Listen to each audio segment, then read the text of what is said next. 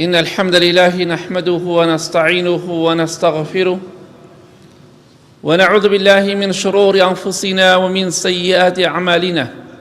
من يهده الله فلا مضل له ومن يضلل فلا هادي له، وأشهد أن لا إله إلا الله وحده لا شريك له، وأشهد أن محمدا عبده ورسوله. أما بعد، فإن خير الكلام كلام الله، وخير الهدي هدي محمد صلى الله عليه وآله وسلم، وشر الأمور محدثاتها، وكل محدثة بدعة، وكل بدعة ضلالة، وكل ضلالة في النار. چ کەسێک لە ئێمە خۆشەویستان دەتوانێت لەگەڵ خوای گەورەدا ئیعلانی جەنگ و شەڕ بکات؟ چ کەسێک لەم سەرزەوێدا لە مرۆڤەکانە دەتوانێت بڵێ خوایەگە من لەگەڵ تۆدا شەڕ دەکەم، من بەرەو ڕووی تۆ دەبمەوە؟ بێگومان هیچ کەسێک ناتوانێت قسەی بکات. دەی ڕوو دەکەمەوە کەسانەی کە ئەهلی ڕیبان، پێیان دەوترێ ئەمە ڕیبایە، مەیخۆن، بەکاری مەهێنن، هەرواز ناهێنن. ئەو سولفەیە ڕیبایە، ئەو عەقارێ ڕیبایە، ئەو کەسابەتە ڕیبایە، هەر گوێی پێ نییە. بیکەنە قاعیدە لە ژیانتانە، لە ڕیبادا هیچ کاتێک زەڕوریات نییە. ئەگەر ئینسان زۆر ناچار بوو گۆشتی بەراز بخوا بۆی لە برسا نەمرێت، دروستە، بەڵام ڕیبا زەڕوریاتی تیا نییە. هەر مامۆستایە گوتی زەڕوریات لە ڕیبادا هەیە، 100% ڕاستی نەکردووە. ڕیبا زەڕوریاتی تیا نییە. ئێستا بۆتان باس دەکەم جا بزانن زەڕوریات لەم شتەدا هەیە نییە. خوای گەورە ڕوو دەکاتە ئیماندار، ئەو کەسەی دەڵێ ئەشهەدو ئەن لا ئیلاهە ئیلا الله وأشهد أن محمدا رسول الله، خوای گەورە ڕووی دەکات. يا أيها الذين آمنوا اتقوا الله وذروا ما بقي من الربا إن كنتم مؤمنين. أي إيمان داران تقواي خوابكن، واز للربا بينن بهمو جوركانيوا أجر إيوه إيمان دارن. فإن لم تفعلوا، أجر واتان نكردو واستان نهنا بردوان بون للربا خواردنو بكارناني الربا، فأذنوا بحرب من الله ورسوله. أو إعلاني حرب جنگ بكن لقل خوب يا غمري خوادا صلى الله عليه وسلم. شيء دتوانية أو جرأة بكات. والله الربا خور إعلاني شري كردوه لقل خوادا، أبي وازلم شر بين چونك دوراوة 100% دوراوة.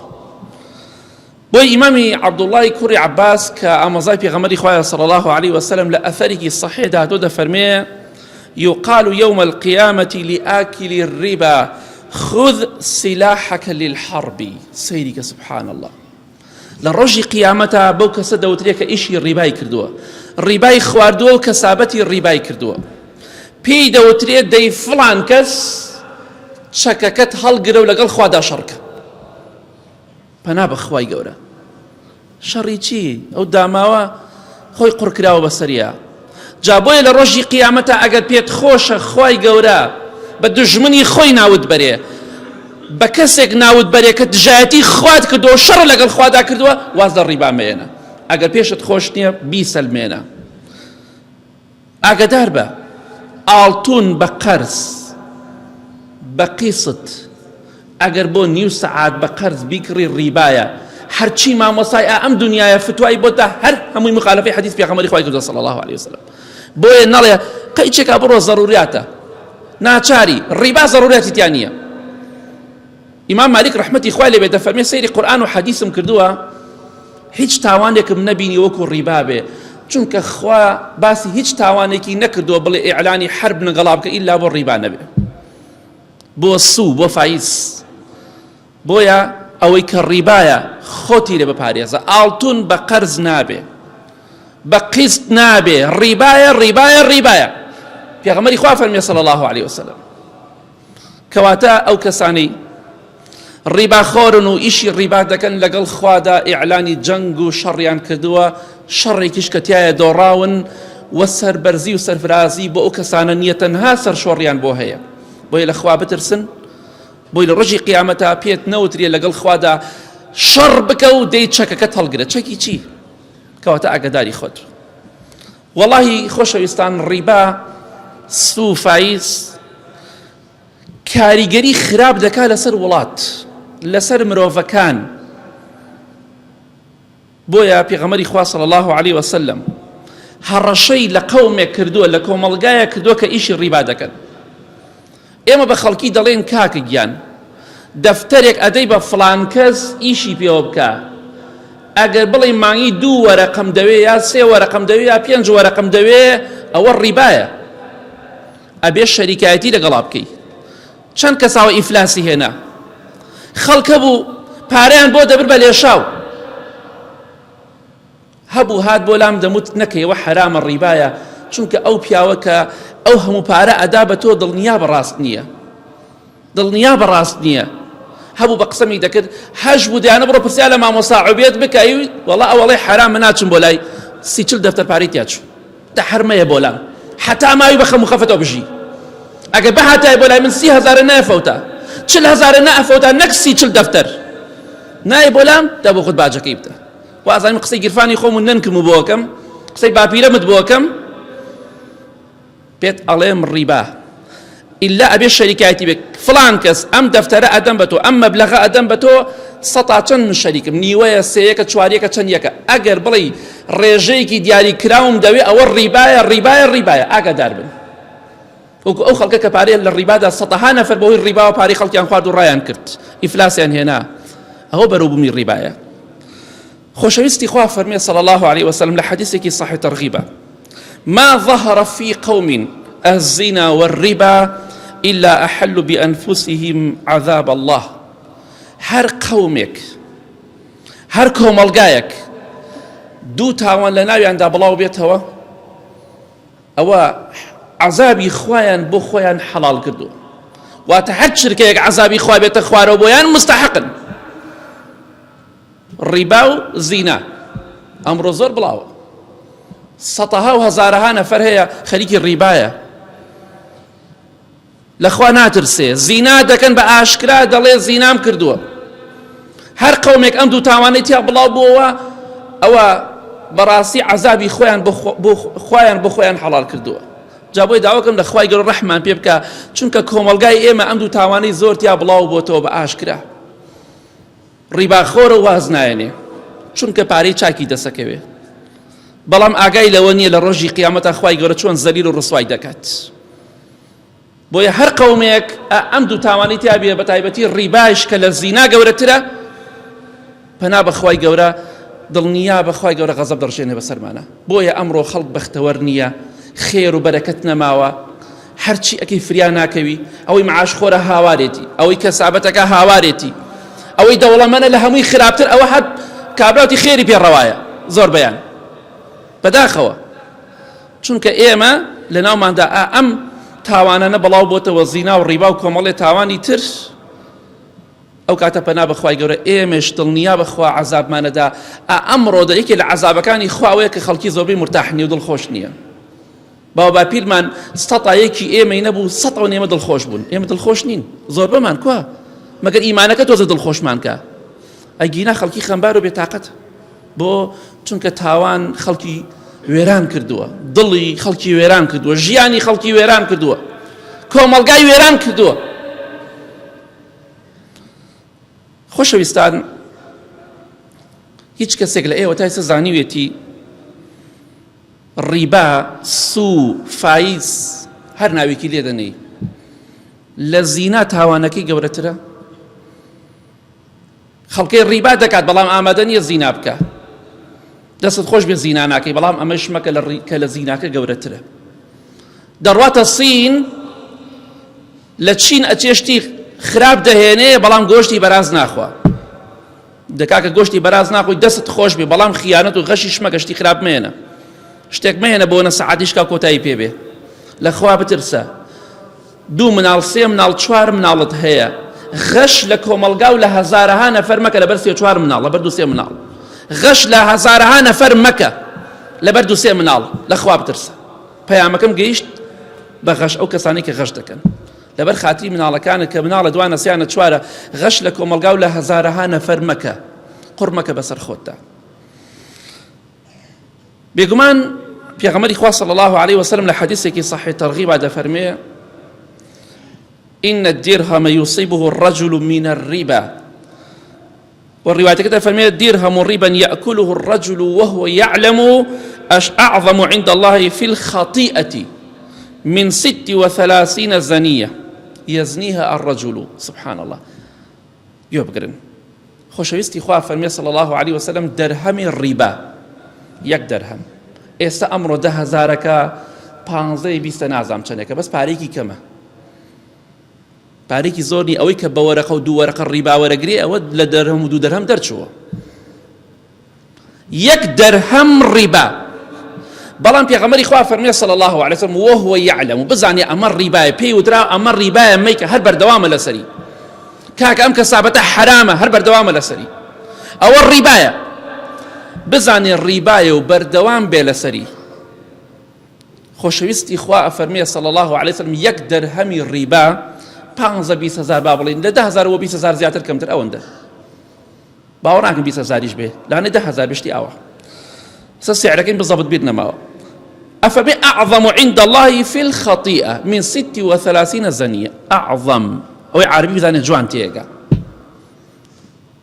يقدر هم الربا بيخوي يا أنجامي بدي لا يخوي جورة تاوانكي جورة ترى لسيوشش زنا واتسيوشش زنا بكي كخوا غرقي غضب الدكا بقد أو تاوانكي هشتا جورانية كي يقدر هم الربا بخوي أي قرب سرويك بالدفتر وبدو بچن دفتر بارد خو الربا أما قيامتي شونا كواتا أما لقاتا قيامت لقيامت هوانكي لزينا جورتر وقيامتي لزينا كان خرابتر والله نيوش بكي روجو بكري حج بكي عمره بكي بيانش فرزله مزقود بيسوان بخوا همو درهم يكت خوا بس شش زينا زاد كنا حقي بودن مسلم اقداري خطبه دعاء مشهر وازناني هر توبه ناكي الربا ناوستيني بتماي كسابتي كي برسيار كاكي كان وقباسم كد اعطون بقرض مينا حرام الربايا پارەمە دەبۆ کەسانی کە پارەکە دەخۆن و دوای تووشی ڕیبات دەکەن و پارەکەش لەولاو دەڕوات.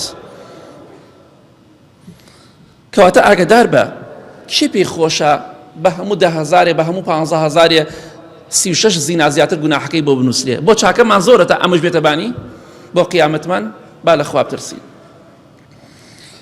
ئەو کەسەی کە ڕیبا دەخۆیت و ئیشی ڕیبا دەکەی والله تاوانێکی زۆر گەورەت ئەنجام داوە و تۆ لای خوای گەورە مەلعونی لعنەتت لێکراوە نەفرەتت لێکراوە. ئەگەر نوێژ بکەی و ڕۆژ بگری عیبادەتی خۆش بکەی، ئەگەر شەو نوێژش بکەی هەر تۆ نەفرەت لێکراوی چونکە ئیشی ڕیبا دەکەی. لە حەدیثێکی صحیح مسلم دا هاتووە ئیمامی جابری کوڕی عەبدوڵڵا ڕەزای خوای لێ بێ دەفەرمێ لعن رسول الله صلى الله عليه وسلم آكل الربا ومؤكله وكاتبه وشاهديه وقال هم سواء. بيغمري خواه صلى الله عليه وسلم نفرتي لو كسكردوه فرميتي بلعنت بي بنفرت بي كي واي فرمو بيغمري خواه صلى الله عليه وسلم بفرماني خواه واتا نفرتي خواه بيغمري خواه صلى الله عليه وسلم لسر او كسبي كالربا دخواه. طبعا بارا بياكي بو چتا اخوي زۆربەی ئەخۆی ومؤكله ئەوەی کە وەری ئەگرێ ئیتر لە شوێنەکە ئیشەکەی ئیشی ڕیبا ئەکەن بەخوا من عوزر بە نایەنمەوە خۆت دەقەڵکە بۆ شوێنێتر مادەم شوێنەکە شوێنی ڕیبایە. ئەو کەسەی کە ڕیبا دەخوا نەفرەتی خوای لێبێ مەلعونە ئەو کەسەی کە وەری ئەگرێ پارەکە وەرەگرێ لە کەسەی کە ڕیباکە ئەنجامەدە. ئەو کەسەی کە دەینووسێ کاتبە وأو كسيك الشاية لبينيانا ودفرمي بيغمري خواه صلى الله عليه وسلم وقال هم سواء أو الربا أخوة أو وري أقري أو الشاية أو دينوسي هر هميان يكسان لتاوانك يك تاوان يا بود نسي كوتا هميان مجري من تاوان بارن بيت خوشة بر نفرتي خواب كوي يترمالي من شارم نية شارته إنسان أبي واز للربا بيني أجينا لقال خوادا بيت إعلاني جنگ وشركي كواتا تو بيخويتو بينوسيتو وري بقريتو شايد بي هيج فرقي كيني هموتان يك تاوان تا مدرستي هموتان ملعونا كواتا كي بيخوشا كس كواتا بيسلمينا شو كبي غمري خوا فرمي صلى الله عليه وسلم الحديث أكيد صحيح بخاري مسلم ده فرمي اجتنبوا 7 الموبقات خۆتان بپارێزن لە حەوت تاوان کە مرۆڤ بە هیلاک دەدا، مرۆڤ دەخاتە ناو ئاگری دۆزەخەوە دەیفەوتێنێ. وتیانەی پێغەمبەری خوا چییە صلی الله علیه وسلم؟ فەرمی یەکێک لەوانە ئەکل الڕیبا، خواردنی ڕیبا یەکێکە لە تاوانە گەورەکان مرۆڤ بە هیلاک دەدا. پێت خۆشە بە هیلاک بچی لە دنیا و لە قیامەت؟ ناوەڵڵە. دەی واز لە ڕیبا بێنە نەتزانیوە واز بێنە لەم دەقەیەوە. تۆبە بکە و خوای گەورە ئەفەرمێت تۆبە بکەن و بگەڕێنەوە لای خوا. یا ڕەبی خوا لە گوناهکارمان خۆشبی، لە گوناهی دایک و باوک و مردوەکانمان خۆشبی. خوای گیان کۆمەلگامان لەم تاوانە گەورە کە ڕیبایە پاکی بکەیتەوە. آمین آمین آمین.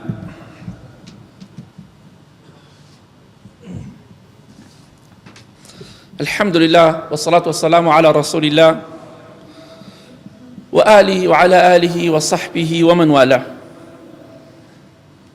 ئەو کەسانەی کە ئەهلی ڕیبان، ڕیبا دەخۆن و کەسابەتی ڕیبا دەکەن، سوێنتان ئەدەم بە خوای گەورە چ کەسێک لە ئێوە ئەمە بەرامبەر دایکی خۆی قبول دەکات؟ وەڵڵاهی شەرمەکەم باسی ئەم حەدیثەی پێغەمبەری خوا دەکەم صلی الله عليه وسلم. هەست بە شەرمەزاری دەکەم لە بەرامبەر ئەوانەی کە ئیشی ڕیبا دەکەن. ئەمڕۆ لە ئەنتەرنێتا کۆمەڵە شتێک پەیا بووە، پارە پەیاکردن، زۆربەی ڕیبایە، ئاگادار بن نەتان خەڵەتێنن. با 50 مامۆسای ئاینی فتوای بۆتاندا نەخەڵەتێن، چونکە هەندێکیان فرۆشراون. ئەگینا ئەوانە لیژدەی فتوای کوردستانیش فتوایدا حرامە.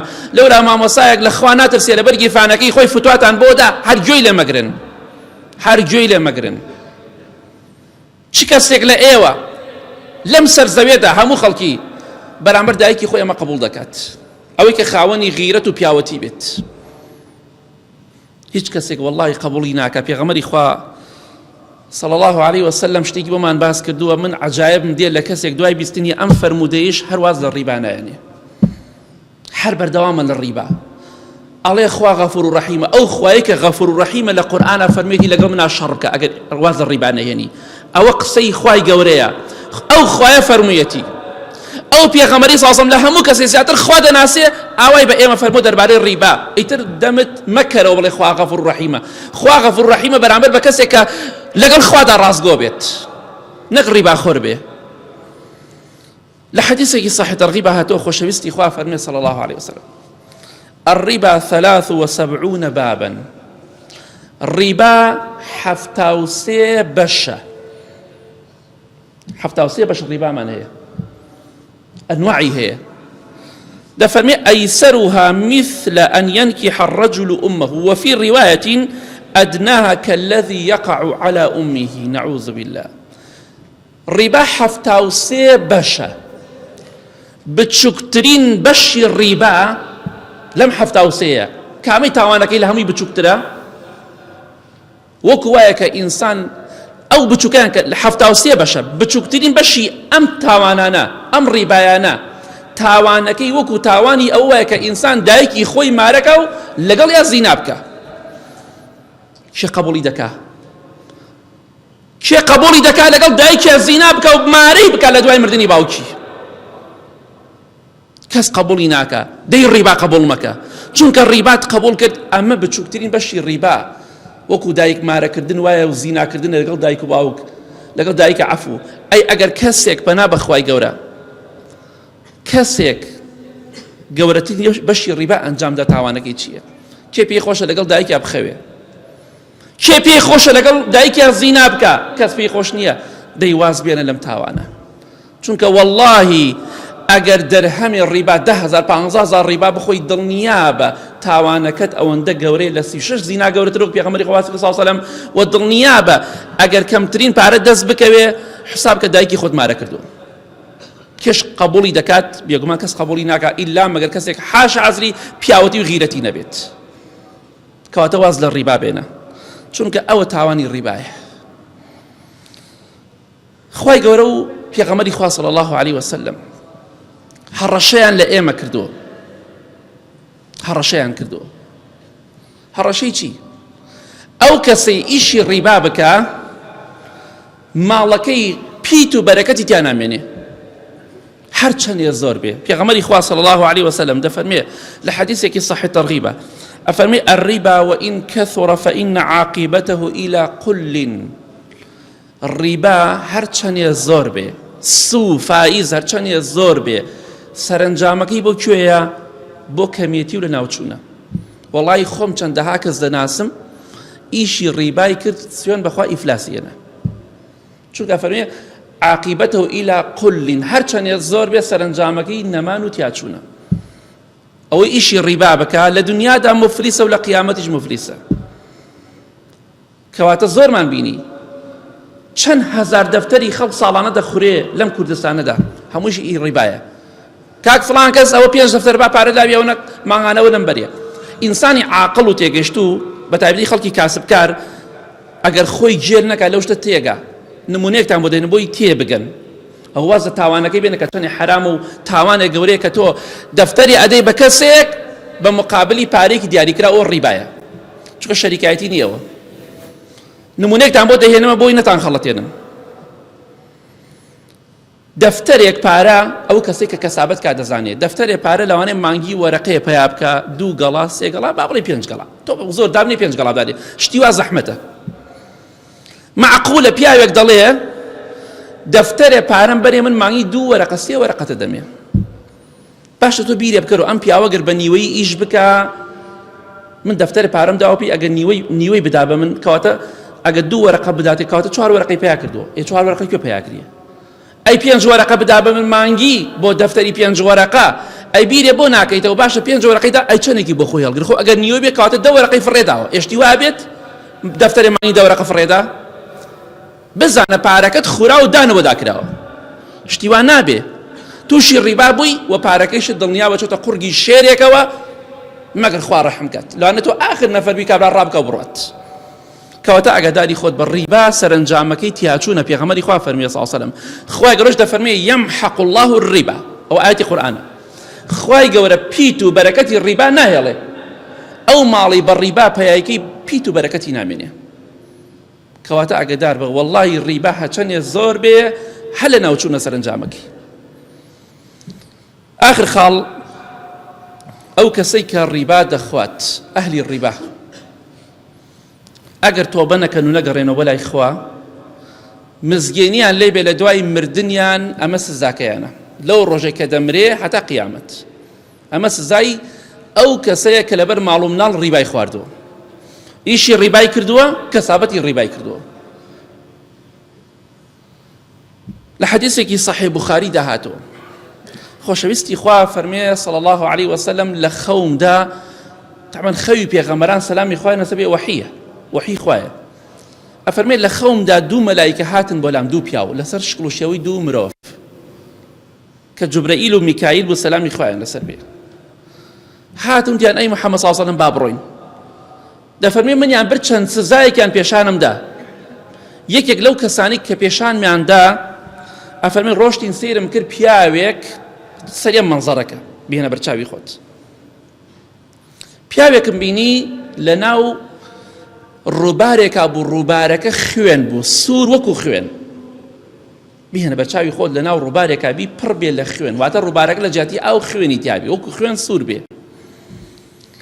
ئەفەرمێ تەماشام کرد لە ناوەڕاستی ڕووبارەکە پیاوێکی تایە مەلە ئەکات لە ناو ئەو ڕووبارە خوێنە، سوورە، کامل سوورە، چونکە ئێسان بچێتە غورفەیەک و کامل سوور بێ، هەر تعزیبی نەفسی گەوری لانە شێت بێ، شێت تعزیبی نەفسیە.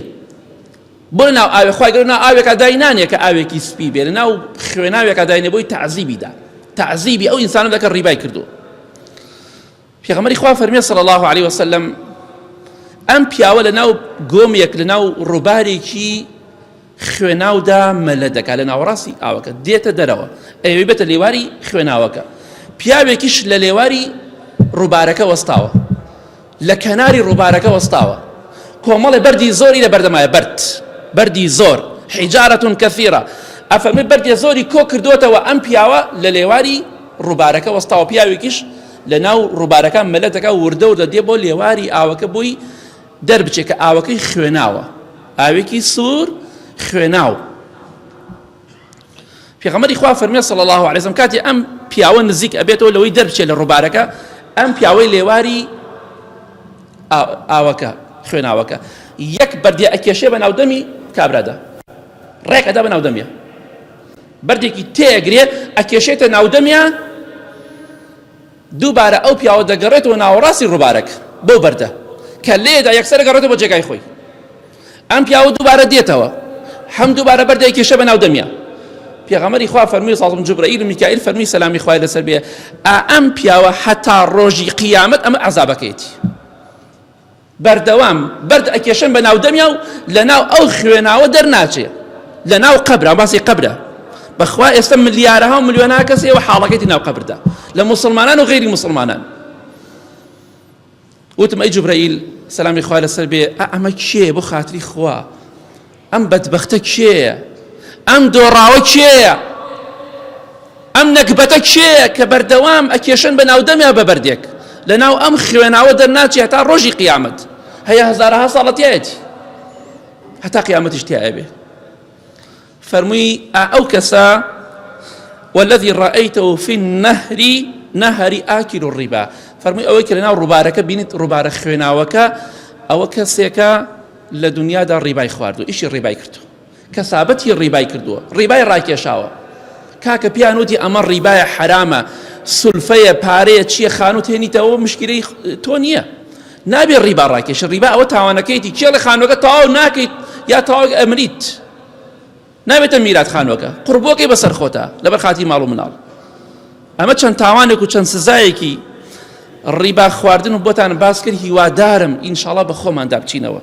واز لە ڕیبا بێنین ئەگەر کردومانە هەر شتێکمان کرد کە سابەتێ پرسیار لە چەند مامۆسایەکی تێگەشتوو بکەین کاکە ئەمە حرامە یا حرام نییە ئەمە ڕیبایە یا ڕیبا نییە ئەگە وتیان ڕیبایە یەکسەر بگەڕێدواوە نزیکی نەکەویت بە هیچ جۆرێک اللهم اغفر للمؤمنين والمؤمنات والمسلمين والمسلمات الأحياء منه والأموات من أهل السنة والجماعة والجماعات يا ربي خوايا الشفاء نخوشكان من بدأي بتايبتي أواني داود وعي خير عن كدوه خوايا أواني لمالو لنخوش خانكان نخوش نكوتون يا ربي خوايا الشفاء بدأي يا ربي خوايا أواني قرزاريان بودا بركي أواني نخوشي ونراحتيان لسريان لا بري يا ربي خوايا هيمني وآرامي وڵاتمان بپارێزی خوایان ئەم شەڕ و شۆڕە لە دەوروبەرمانە لە ئێمەی دوور خەیتەوە یا ربی خوايا آخرمان بەخێر بگێڕی لەم تاوانە گەورە کە ڕیبایە و لە هەموو تاوانێکی تر بە دوورمان کەی خوایان کۆمەڵگایەکی لە خوا ترس بێ و تەقوای خوای تیا بێ خوایان غەزەبی خۆت